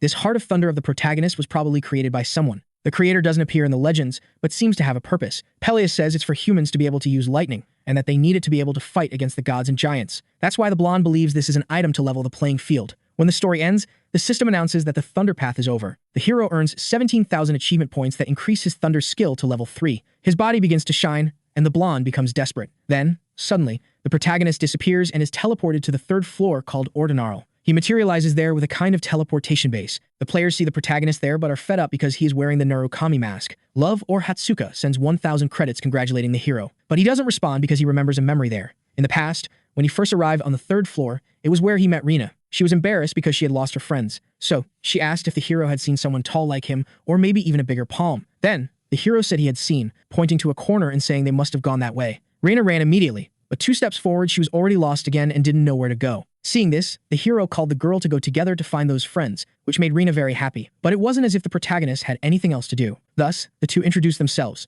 but despite it being a nice moment, he thought that if he hadn't helped, maybe she would still be alive. The chat asks what Subaru's feeling, but the hero doesn't explain well because he feels very guilty. So, just to inform that the next broadcast will be with the Hawkeyes, he ends there. In a restaurant on the 3rd floor, someone appears at the protagonist's table after a while, apologizing for the delay. John comes in place of Hatsuka because, aside from when the system moves someone up a floor, it takes time to travel. Anyway, he introduces himself as the director of the entertainment company. Then, the hero says he has heard of him from the manager. Normally, the president leaves these conversations to Hatsuka, but he wanted to see the hero in person, especially since he was the second to make the girl so excited. And, logically, John said that the first one was the blue-eyed Subaru. The president says that the girl has very high demands to be interested in someone, and he also asks to make a different question. He asks if the protagonist is interested in a guild called Blue Eyes, and he is shocked. From the reaction, the blonde realizes that the boy is interested. In fact, this is one of the reasons the president wanted to see him. And another reason was that in 5 days the reward for a tournament on the 3rd floor would be released. But when the protagonist sees what John is talking about, he gets very irritated. When our hero finished the live stream, Rina complained that it ended too early. She got curious and went out to stroll in the forest in front of the cabin. Then, after a while,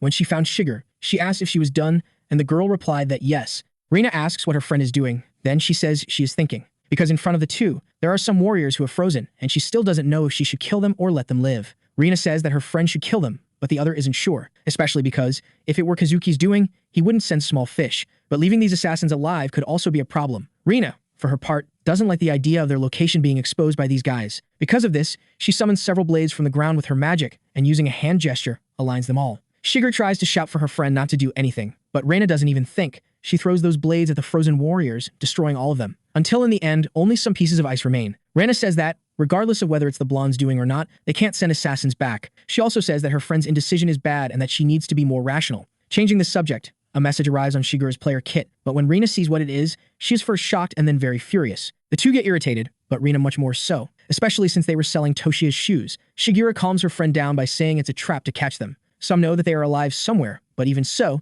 they can't just do nothing, and Rina understands what her friend is saying. Shiger claims she isn't good at doing things secretly, but that her friend is. Then, Rina says that her colleague talks too much and that she already knows what she has to do. Before, Shigeru grabs her arm, explaining that she doesn't want the girl to go in recklessly, because, in fact, she thinks it's better to steal when the winner is decided. Returning to the conversation with the hero, what John showed that weighed on the mood were the same shoes. He thought Subaru would be interested, and the protagonist really wanted to be. But he wanted it a lot, not for the reason the president thought. In this case, John says that it will depend on the result he achieves. The president says that, since the hero is a fan of Subaru, they can create content by going after this item. But the protagonist was only thinking that it was very bold to use Tashia's items as the prize for anything. John doesn't understand all this anger from the hero and becomes worried. Then, Subaru says he will follow the content idea, which cheers the president up a bit more. At that moment, the hero stands up saying he will go get things ready. Then, John shouts from afar that he will be cheering for him. But Subaru didn't even hear because he was just thinking that he had to get that item at all costs. In the protagonist's room, he thinks about what kind of event this tournament will be. Subaru thinks it will be good if it's something individual, but he also knows he can't be that demanding. Suddenly, Hatsuka knocks on his door. As the manager finally arrives, the hero stands up and thinks about grabbing the mask. Thus, the two meet, and Hatsuka is well-dressed and embarrassed as always. The problem was that the protagonist was wearing the mask up to that point. Subaru invites the girl in, and she almost explodes with embarrassment. But to him, it doesn't make sense not to come in if it's to talk, so the girl accepts, still with a very red face. Inside, before they exchange a few words, Hatsuka observes that his room is quite minimalist. She feels shy because he doesn't say anything, but what the hero thinks is that the girl's mana is huge and that she isn't a normal manager. Hatsuka asks if there is something wrong with her face, but the hero says it's nothing and starts asking about the tournament. Then she pulls out some papers, apologizing. Hatsuka explains that the tournament will be in a battle royale format where several players will fight for a prize. Like in an individual competition for the hero's luck, Hatsuka warns that the gym will be in the virtual exam area and that participants need to be at the 3rd level and pay 1,000 credits. Additionally, she has already sent the materials to the hero, so when he looks in the kit, he has an idea of what he needs. Subaru thanks her a lot, but she says it's just her job. Moreover, the girl asks if the protagonist heard the message from the director. It's because they had sent him a message from the blue zone. At that moment, the protagonist remembers the damn Kyojo Kazuki and starts trembling with anger. The girl says they want to meet the hero and that they sent an email to the company. They probably want to meet the boy and negotiate by offering better payments. But Hatsuka can't believe it when Subaru tells her to ignore them. The hero said he had no intention of joining this or any other guilds. That's why the girl celebrated as if she had just won a big prize. She confesses that she was afraid to tell him and that Subaru would end up leaving. But since he didn't want to, Hatsuka tells the hero to enjoy the collaboration with Hokwai and leaves celebrating. In the end, for an employee to be so dedicated to her work, Subaru thinks well of her, even though the girl is like that for other reasons. In a place that looks like a stage, the president waits with the Hawkeyes. Today's event was going to be the original versus the Subaru of now in a talent comparison. Hokwai comments that it seems like good entertainment, but John thinks that if the hero loses, it will look bad. Still, the streamer has no doubt about the skills he has seen and remembers that so far he hasn't lost a fight. In the end, both understand that it will depend on the protagonist's effort. Then, at that moment, the manager arrives greeting both of them with Subaru right behind. Hokwai is also happy because this is a chance to become more famous, so he extends his hand to the hero, and since he seems not to be paying much attention, he introduces himself. Thus, the protagonist greets the guy, and Hokwai says he is a fan of his, even though he is a newbie. John asks to save that talk for later and to start the broadcast right away. Then Hawkeyes starts with 1,300 people live saying hi to everyone. At that moment, the views jump from 1,300 to 12,000, which, while good, is concerning. Anyway, he remembers that today is the collaboration everyone is waiting for. And listening, the protagonist appears on the screen and introduces himself, making people curious about his face. That's why Hokwai says that neither he nor the manager saw it, but at least the protagonist answers the question, saying he is quite handsome. Hawkeyes is going to be anxious because the hype in the live stream keeps growing. He sees that the vibe is really cool, and Subaru also responds that he doesn't have a girlfriend, which relieves Hatsuka. Anyway, without further ado for the main event, with 20,000 people live, they start the test. A bunch of lights turn on, and several battle robots are shown in the gym. To explain the reason for the test, the streamer warns that it is perfect to know the control the hero has, and that secondly, it's good because the record of the real Subaru is still there. As the chat asks, the hero says he thinks he can beat the record. Then, finally, those stationary war machines suddenly start moving and all jump towards the protagonist. Despite everything the hero has done, the chat doesn't trust much that he will beat the record. Some are in doubt, but everyone is very excited. One viewer leaves a mission of 10,000 credits if the hero kills 43,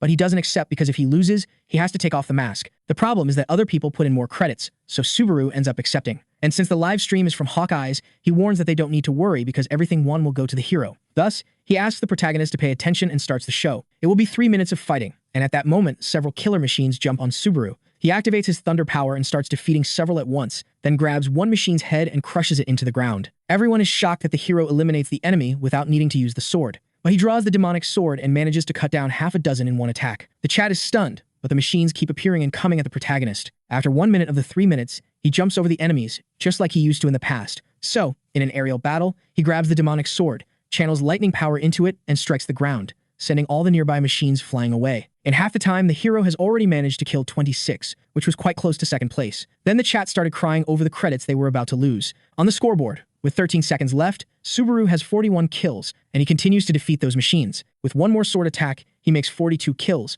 but he gets tired, and with only 3 seconds left, he knows he needs to keep going. So the boy uses all the strength he has and defeats one more enemy. Thus, time runs out and the gym scoreboard shows 43 kills. The challenge ends, and although the hero didn't kill any more since he tied the record, it now rises to the top. This was a historic moment, so the stream already had 40,000 viewers. Hokuai runs out, unable to believe that the protagonist tied. He almost faints from excitement, and the chat starts to respect the hero more. Moreover, they also respect Hokuai more for seeing that he isn't a sycophant. Anyway, the streamer announces again that he is streaming on his profile, but suddenly Reinhardt sends a gift of 10,000 credits, and it drives all the viewers, besides the Hawkeyes, completely crazy. Hokuai can hardly thank him properly for having a ranker watching his live, and Subaru remembers who he is. In another gift, the ranker sends a message saying he always watches the hero's streams. Because of this, the protagonist thinks that his father must have found out what he did. But continuing, Reinhardt asks if the boy is interested in doing a collab. There's a silence when this proposal comes. John and Hatsuka signal for the protagonist to accept, but he declines, saying he needs to focus on his goals for now, which almost makes everyone have a heart attack. After saying this, Subaru changes the subject,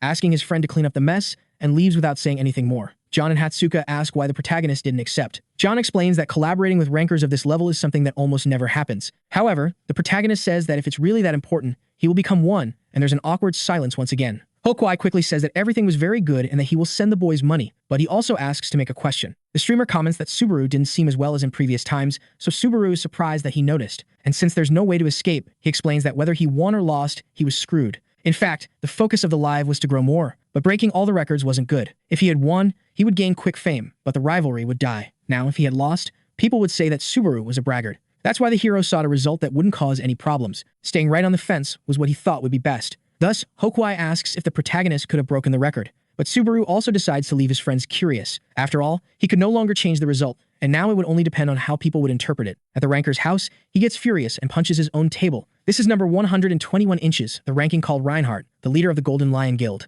As soon as the Hawkeyes finishes the live, a subordinate enters, scared, asking if something is wrong. Then the blonde warns that he is furious with this rookie Subaru. Reinhardt informs that the boy simply refused his offer. He intended to defeat him in front of everyone and put an end to these rumors. Reinhardt doesn't care at all about the credits he lost. It was more about his pride. Anyway, the subordinate grabs the master's player kit and returns it to him. Then the blonde asks about the other thing he requested. It was about Isak, and they were still looking for him, but he had already disappeared a few days ago. Because of this, the ranker grabs the subordinate by the throat and lifts him off the ground with force. Then he asks if the henchman is trying to mess with him too. The subordinate almost loses consciousness, and at the last second, the ranker throws him against a wall. Thus, the boy falls to the ground very hurt, but Reinhardt continues asking if he will complain. Therefore, at that moment, the boy kneels, begging for another chance. The next day, Hatsuka calls the boss and seems quite tired. When he answers, she says good morning, but John immediately starts cursing her out because the girl can't hide her unenthusiastic voice and have an important conversation right now. John talks non-stop, but the girl quickly gets to the subject of the collaboration with Reinhardt. She asks if they really need to do it, but the boss's opinion is very clear. Hatsuka has to try to convince him.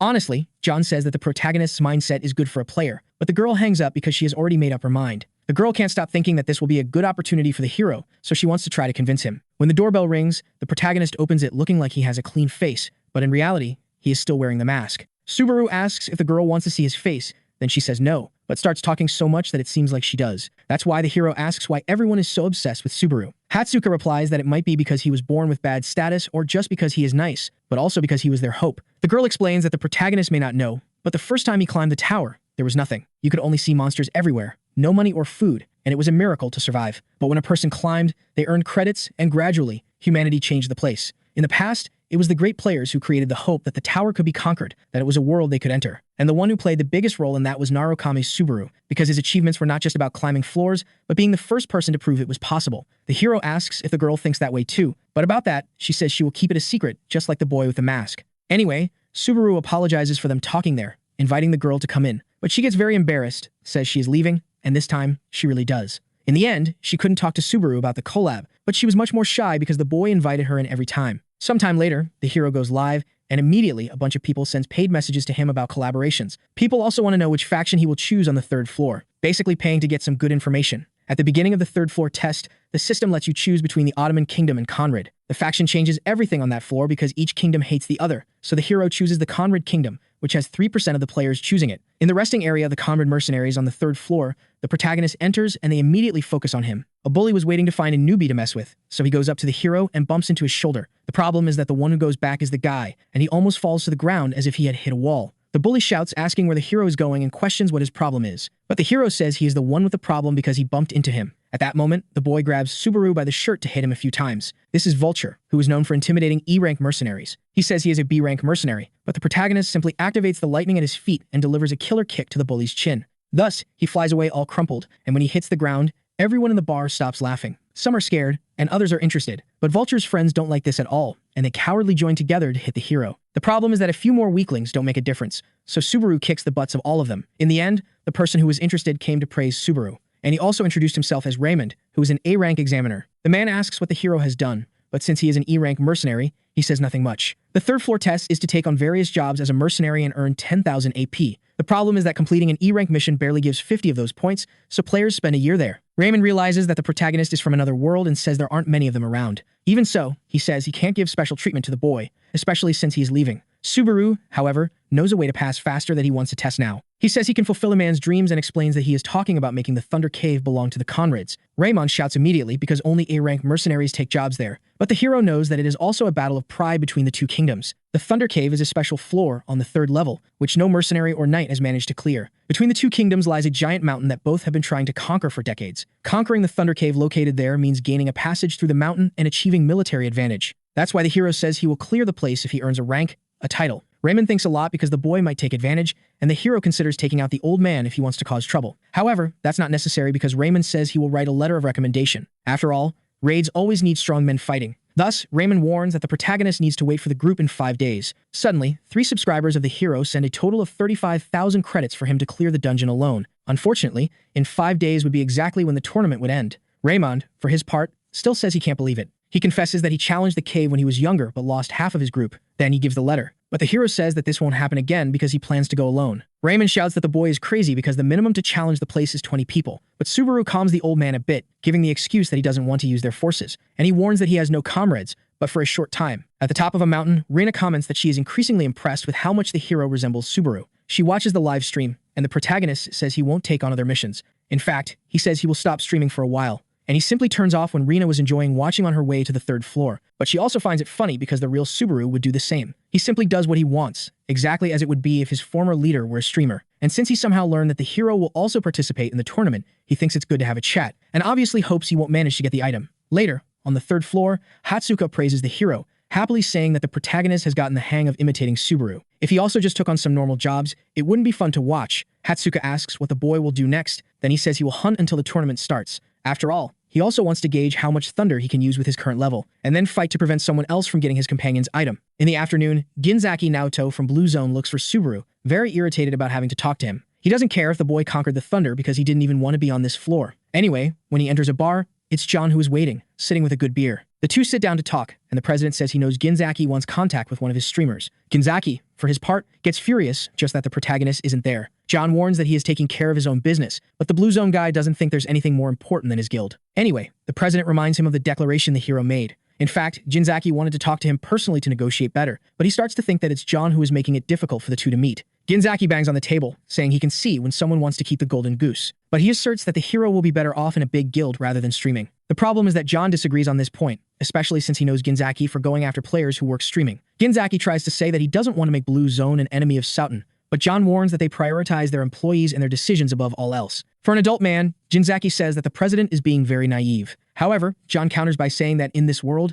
there are people who are not intimidated, and showing a bit of his aura, tells the young man to leave. Ginzaki immediately feels the pressure of the president's power and stands up, trembling a bit. He shouts that John can't just order him to leave as if it were nothing, and the president doesn't care at all. That's why Ginzaki warns that he will make the old man regret it, but John even mocks him, saying he is scared to death. 3 days later, on the 3rd floor, in the nest of sky serpents, a big mess happens because of the hero. Without needing to wear the mask, he hunts one of the largest snakes in the nest. With one attack, he opens a hole in the monster's mouth, making it scream in pain. Then the hero returns to his sword and, saying he has already tested enough, advances, saying he will finish this quickly. Thus, the protagonist jumps onto the open mouth of the monster and invokes a very strong thunder that defeats the boss of the sky serpents. The protagonist levels up and his stats do too. Moreover, he gains a serpent fang worth about 10,000 credits. Subaru is now at level 35. He has leveled up 9 times in 3 days, which is very good. For this reason, he now remembers that he had something he left to resolve. The next day, Hatsuka happily greets the protagonist, so he sits down asking if anything good happened. The girl says yes, shining with joy, but the protagonist still doesn't understand what it is.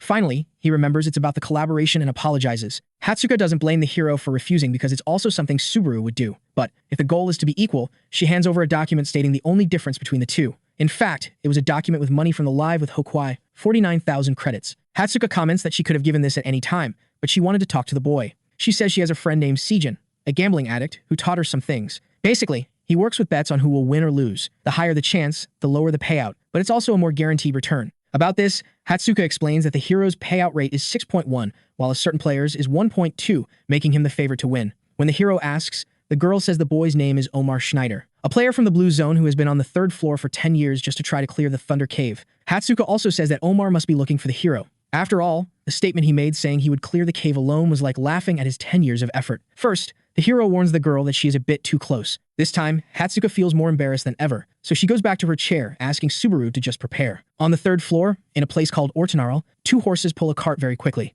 Then they finally arrive where they will meet the arrogant one who said he would clear the dungeon alone. Some colleagues inside say that the boy is only saying this because he doesn't know what it's like in there, and they ask Captain Schneider not to get angry. However, the captain says he isn't, because the hero has some reputation. Despite his career being short, he is the new user of Thunder. Still, the warrior's colleagues say that Subaru is not like the original and that he won't succeed. However, the captain asserts that it's not the time to be envious or jealous. One of the colleagues asks if they want to respect the boy, then Schneider says it might be necessary. But, despite wanting to seem calm, it's clear that he is nervous. And the bald guy is the most worried because he knows the monster the captain becomes when he is angry. When he goes to read Schneider's information, the hero thinks he is crazy because he only left there 5 years ago. A news article was saying that they were close to completing it. And now that he knows more about the boy, Subaru understands why he is the favorite. But still, he apologizes to Kazuki because now that he's back, he won't let anything interfere. The next day, in the city's shopping center, a seller says he won't be able to buy such bad material. And, unfortunately, he informs the hunter he brought that he will only pay 1,500 credits. Moreover, he almost gives up selling. But in the end, he tricked the customer because only he knew the product's value. Finally, another customer arrives who is a bit smarter. When Subaru places the serpent fang on the table, the seller almost jumps in shock. There was nothing to complain about regarding the quality, but the seller wasn't going to miss the chance to take advantage.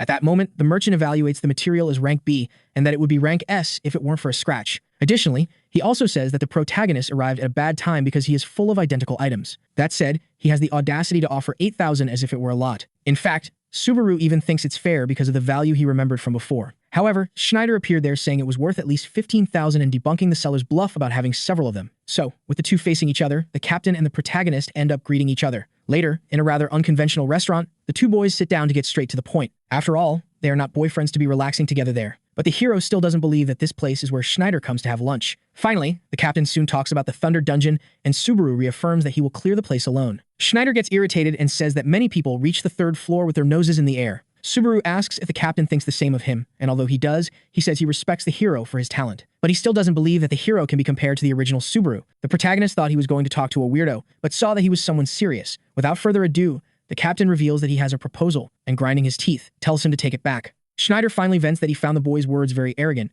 and that he will give him a chance to go live and apologize. However, the hero says he doesn't think it's a very good proposal. Then, the captain asserts that he will defeat the boy in the tournament and make him understand his place. Therefore, Subaru agrees, but if he wins, he asks the captain to write a report on everything he knows about the dungeon, which, despite being a lot of work, Schneider doesn't mind because he thinks he will win. Or at least not lose to the protagonist, so he leaves, making the hero think that Schneider must not have spent 10 years there for nothing. At the entertainment company Souten, Sagan jumps in surprise when he sees over 10,000 people live. He was watching the start of the tournament broadcast and feels envious because he can't participate since he has already passed the 3rd floor. Although the hero is their ally, Sagan thinks it's better to bet on the captain. However, as a professional gambler, he also believes he shouldn't follow the crowd, but rather bet on what he believes. The problem is that he starts trembling in fear of making a mistake. But when he was about to change his bet, he accidentally answers a call and throws his phone away, thinking he had accidentally bet on Subaru. Sagan shouts that Hatsuka is spying on him, but the girl just asks what he is doing. Sagan tries not to make it clear that he was betting, but the girl focuses on wanting to know what's happening because she thinks they should bet everything on Subaru. The boy says they can't be that naive because they need to analyze before betting.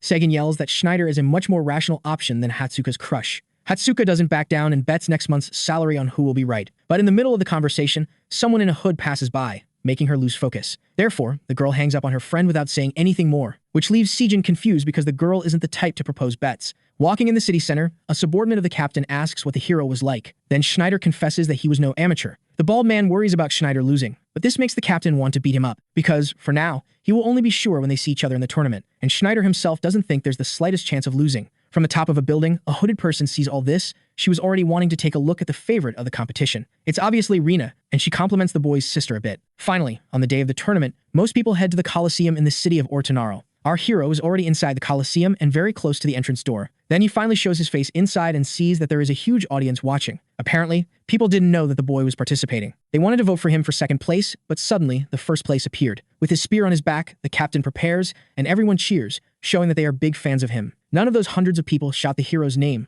only Schneider's name. And at the moment they release fireworks, a woman appears with patience. This is Mizuha from the Blue Zone Guild, who will be the presenter of the competition. She explains that the tournament will be divided into qualifiers and main events, where the prize will be awarded in the final. The girl says that the shoes were made by Hermes himself, stating that it is a symbol of pride for the guild and a legendary relic of Hibiki Toshia. Then she invokes him with magic to show everyone. Therefore, the hero mentally asks Toshia to wait a bit because he swears he will get those shoes back. In the audience, at least Hatsuka is there supporting, hoping he goes live. But strangely, a hooded person from before is next to her, and Hatsuka swears it's the same one she saw earlier. As the girl said, the protagonist starts the live stream inside the tournament. In less than 10 seconds, 3,000 people enter, and he apologizes for disappearing suddenly while noting he can barely read the chat. Then Hatsuka sends a mission of 30,000 credits if the hero wins, and he thanks her even without much support. Mizuha shouts that it's now, and makes more fireworks appear, starting the tournament. Suddenly, she gathers green magic in her hand and creates a giant ball above. Then, the girl explodes it, creating a rain of that magic. This green stuff envelops the entire arena and makes the audience proud of the girl's power. Basically, the girl made day turn to night with a wave of her hands,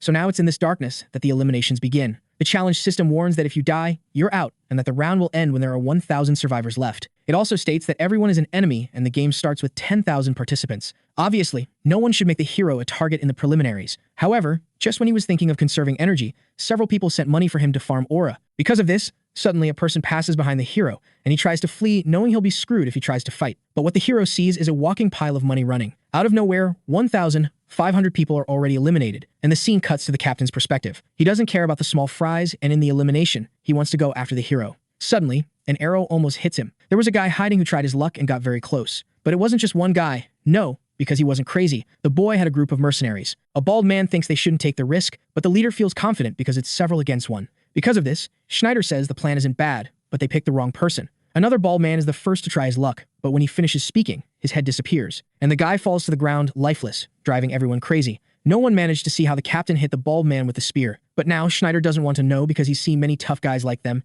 and now he's eager to show what happens when they mess with him. In one attack, another mercenary is blown up. Then he warns that tricks don't work in the tower, and he warns that the only thing protecting people is their own strength, leaving the enemies terrified. The image of the captain is what's being broadcast to the viewers. He cuts through several of the mercenaries with a single movement. Some tell their colleagues not to run because it's just an exam, but no one listens. Up in the stands, Rina understands that the captain is on another level and could become a great ranker when he climbs the tower. But she gets annoyed because, next to her, Hatsuka won't stop making noise cheering for the protagonist. As Rina gets nosy, she sees it's Subaru's live stream and strikes up a conversation with the girl. Since she's wearing the same mask as the hero, Rina explains that she's a fan. Then Hatsuka comments that she is too and greets her. But, of course, she also asks for the name of the hooded girl. When there are only 1,300 survivors left, the chat updates the hero saying he has already made 97 kills. Time is almost up, and he has earned 200 credits for each one he defeated. But now an idea comes to the hero's mind, an idea to make noise to try to attract more players. So, using his sword and the power of electricity, he cuts down all the trees around to show his position. And he cuts the ground too, removing the spot where he was standing. Because of this, where the captain is, he hears some noise, and after finishing off those mercenaries, he manages to find the protagonist. But the hero says he was the one who found the captain first. In that case, Schneider says he wants to settle their differences now instead of leaving it for later. And as someone offers 10,000 credits for the hero to defeat the captain, Subaru also gets ready to fight. Now there are 202 people left for the preliminaries to end, so Schneider quickly throws a spear attack to hit the hero. He misses but destroys everything in its path, saying there's still plenty of time for the two to fight. Subaru shows a bit of concern because that strike was only using physical strength, so he knows that if he gets hit, he will die, and that the spear is reaching a very long distance. In a second attack from the captain, the protagonist gets ready and uses the demon's sword to boost all his stats. With that, he manages not only to defend himself, but also to dodge the strike and keep moving forward. But Schneider also gets closer and tries to hit the hero faster. Fortunately, he dodges, but when he was about to try to get behind the captain, he was attacked again and again. When the protagonist counters, he throws the enemy back, making him drag on the ground, then the two gain a bit of distance. Schneider asks why the boy doesn't use thunder, but the hero replies that it's not worth it, especially since he will finish the fight quickly. Schneider finds it very arrogant of Subaru to think he can defeat him like that, and shouts asking if the boy wants to buy time. To prevent the game from ending early, the captain tries to eliminate the hero right away, But the protagonist defends himself, mockingly asking if Schneider was already using all his strength, which only irritates him more. However, the number of survivors reaches 1,000 and the preliminaries end, so Schneider asks the hero to wait a little longer and the two go to the waiting room. In that room, the system explains that there will be a 30-minute break. The protagonist's hands tremble a bit after holding that last blow. Then he realized he underestimated the captain. A few days ago, Hatsuka said that from the moment a streamer got 10,000 live viewers, they could live off it. And now the hero has that amount watching because of Schneider. But talking about the captain also makes him worried since he hasn't managed to clear the dungeon. Back in that forest cabin, already daytime, Shigeru is having an existential crisis due to boredom. But he also complains a lot about someone like Schneider still being stuck on the 3rd floor. The lower the floor, the harder it is to overcome the level difference, even though Subaru has thunder. And Shigeru knows that things can change with raw talent, but from what he sees, he doesn't think it will. In his downtime, the protagonist redeems all the credits and uses 80,000 of them to increase the level of the greed bet. Thus, he raises the skill to level 5 and rank B. But since these things don't show up to the public, they become curious. On the upper side of the stands, Mizuha is alone, staring at the tournament prize. This is because she heard there might be a thief behind the shoes, and she also heard about his identity. Suddenly, a person appears, announcing that the guild reinforcements have arrived. And because Mizuha asks who is leading the team, the person introduces themselves. Then the girl asks what the guy is doing on the 3rd floor, because it's simply Kurokawa who came to help. Mizuha asks if the guild leader is upset with Subaru, and the guy says yes, for him and Schneider. But he also mentions that there is another problem, and that problem is in the stands talking. Behind Rina's mask, she can only think about the frightening amount of mana that Hatsuka has. She wants to know why someone so strong is there, but to not seem strange, she takes off her mask and introduces herself as Tame. Hatsuka explains that she was speaking formally because of the girl's aura, and also recognizes that she is using a face-changing technique. Rina feels so intimidated that she thinks the manager is an assassin sent by Kazuki. But even though Hatsuka doesn't want to get involved, she asks if there is a plan to disrupt the tournament. Because of this, Rina decides to test by saying maybe. Then, with a killer aura, Hatsuka asserts that if the girl does that, she will regret it a lot. Suddenly, the challenge system announces that the 30-minute break is over. Then all participants are teleported to the finals. It is explained that the finals will be a game in a territory capture format. Mizuha explains that when it starts, each player will have a territory, but only 2 people can stay inside one, and they can choose whether to defend, steal, or hold. If a player defeats an opponent, they can take their territory, and the player with the most at the end will keep the shoes. So now that she has explained everything, the girl starts the finals by giving a color to each one. As expected by the hero, no one goes out to attack, because fighting now gives a territory, but waiting can allow them to gain a lot by defeating just one enemy. That's what everyone thinks. However, the hero goes out and already defeats one. After all, his subscribers are paying 300 credits per person. There in the captain's view, he also goes against the strategy of staying still and already secures a territory. The player from the adjacent block panics, but he can't even run from the spear. Thus, in a few seconds, Schneider knocks at least 10 competitors out of the game, and he continues searching for Subaru until he looks a bit further ahead and finds his yellow territories. In the midst of all that chaos, the 2 players ignore everything and focus solely on each other. But Subaru turns his back and walks away, prompting Schneider to shout at the boy, calling him a coward. The hero's fans get upset on behalf of the protagonist, but he warns that he will handle it later because he still needs more credits. Our hero continues farming territories and is surprised at how weak the players on the 3rd floor are. Then suddenly, a player named Don Chao enters his territory. This player was that bald subordinate of the captain. Don Chao says he will get in trouble later for kicking the hero's butt there, and the chat informs Subaru that the bald guy is from the blue zone. The bald guy doesn't hesitate and jumps on the protagonist, so the hero shows he will defend himself, but he slips under the attack and cuts the bald guy's spear. Then he easily throws him to the ground, defeating Don Chao, and since it's not real life, he finishes the guy off right there. Subaru eliminates the bald guy so quickly that the chat starts to think he is weak. Then finally, Schneider enters the protagonist's territory, and there's barely time to read the warning properly because the captain rushes towards the hero. The protagonist doesn't let the attack hit him. He sends the spear that was about to hit his head flying away, but the captain strikes again. Schneider shouts for the hero to use thunder quickly because if he keeps holding back, he will die on the next attack. The protagonist jumps back to gain some space. Then he just holds the sword's hilt, which prompts Schneider to ask if the boy is going to run away again. But Subaru replies that he will give exactly what the captain wants. He begins to summon thunder and uses the Heart of Thunder to increase his power and resistance. Additionally, the skill from the greed bet also helps the hero avoid getting hurt. Schneider can't believe the hero is creating a type of weapon made entirely of lightning. Then the hero asks if it still looks like he wants to run away, and since the captain concedes that he does not, Subaru asks another question. This time questioning if, instead of him, Schneider wants to run away from there. However, thinking that if he can survive this, he will win, the captain says no. Some time ago, the bald guy asked to ask a delicate question. He asked why the boss was so crazy about the Thunder Cave when he already had the strength to leave. But Schneider himself couldn't answer properly and said that people like him usually forget the reasons for their fixations. It could be conviction or obsession, but at least the captain was sure that his life would change because of it. And that reason was enough to never want to give up. Back to his fight with the protagonist, the boy spins the spear to gain speed. And he thinks that Subaru might end up becoming his second obsession, until he runs for the final attack. And in respect to the captain's 10 years of effort, Subaru also charges without holding back. Thus, the two get very close, and their strikes clash, using all the strength they have, and the impact creates an explosion in the arena that destroys everything. But instead of the captain's destructive purple aura, the protagonist's yellow one remains. Returning to the audience, the girls stop talking because they feel strange. Rina becomes very suspicious of Hatsuka, but the girl revealed on her own that she was looking for trouble because she was Subaru's manager. Naturally, if there were problems in the tournament, it would affect his stream and her job. Rina acts like a child when she hears she is in front of the hero's manager. Hatsuka then gets very excited and says it was hard to convince her colleagues that she found gold. Rina says she always watches the streams, and the two girls start to understand each other. But suddenly, the explosion from the boys' attacks grabs attention because it's the only thing being broadcast on the big screen. So Hatsuka quickly goes to see what happened and becomes very worried. When the explosion ends, both warriors are still standing, but Schneider has suffered so much that there's a hole from his legs to his chest. Then he falls to his knees, lifeless, and Subaru thinks it would be nice to meet the captain again in the future. With a total of 283 captured territories, Narukami Subaru is the tournament winner, fireworks are launched, and the audience celebrates. Hatsuka also tries to celebrate with her new friend, but she doesn't seem very happy. Rina can't believe that in the end, it's the protagonist who will win the grand prize. Mizuha soon appears to announce again, and tells everyone to listen that Subaru is the winner. Therefore, the girl summons the shoes that are the protagonist's well-deserved prize. Then, Rina stands up in anger from the stands and leaves without saying anything. The seal is broken and the items fall into Subaru's hands, making the boy a bit sad for being away for 20 years. On a normal day, 20 years ago, Toshio was screaming in anger because he had lost his shoes. A classmate asked why the boy was so irritated and said he was annoying, but he was wearing the little shoes on his huge feet. So, having already told them not to touch them, Toshio kicked his friend, making everyone laugh, including Subaru. In the chat, some people say the hero should sell because he is a mercenary, but he says he won't, leaving the host confused. Mizuha explains that Subaru could make some good millions from this, but the hero stands by what he said. At that moment, everyone starts trying to make an offer, and someone in the audience even offers 4 million credits.